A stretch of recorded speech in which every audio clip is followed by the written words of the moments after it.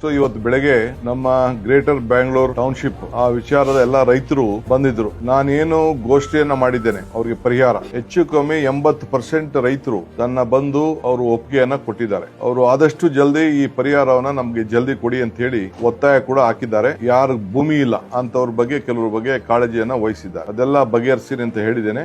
ಒಟ್ಟಾರೆ ಗ್ರೇಟರ್ ಬ್ಯಾಂಗ್ಳೂರ್ ಅಥಾರಿಟಿಗೆ ಸಂಬಂಧಪಟ್ಟಂತ ಹೊಸ ಟೌನ್ಶಿಪ್ ಬಗ್ಗೆ ಆ ರೈತರು ಯಾರು ಬಂದು ತನ್ನ ಒಪ್ಪಿಗೆಯನ್ನ ಶಾಸಕರ ಪ್ರಮುಖ ಸಮ್ಮುಖದಲ್ಲಿ ಬಂದಿದ್ರು ಅವರೆಲ್ಲರೂ ಕೂಡ ಈ ಸಂದರ್ಭದಲ್ಲಿ ನಾನು ಅಭಿನಂದಿಸ್ತೇನೆ. ಇನ್ನ 3 ದಿನದಲ್ಲಿ ನೋಟಿಫಿಕೇಶನ್ ಆಗಿ ಜೂನ್ ಮೊದಲನೇ ವಾರದಿಂದ ಅವ್ರಿಗೆಲ್ಲ ಹಣ ಬಿಡುಗಡೆ ಮಾಡುವಂತ ಕೆಲಸ ಮಾಡ್ತೇನೆ.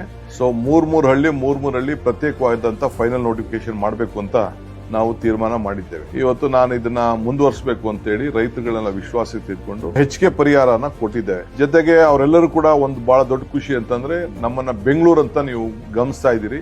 ನಮ್ಮನ್ನು ಕೂಡ ಬೆಂಗಳೂರು ಜಿಲ್ಲೆಗೆ ಸೇರಿಸಿದ್ದೀರಿ. ಮೊದಲಿದ್ದಂತ ಬೆಂಗಳೂರು ಜಿಲ್ಲೆನೇ ಉಳಿಸಿದಿರಿ ನೀವು. ಅದಕ್ಕೆ ಅವರೆಲ್ಲರೂ ಕೂಡ ಬಹಳ ಸಂತೋಷ.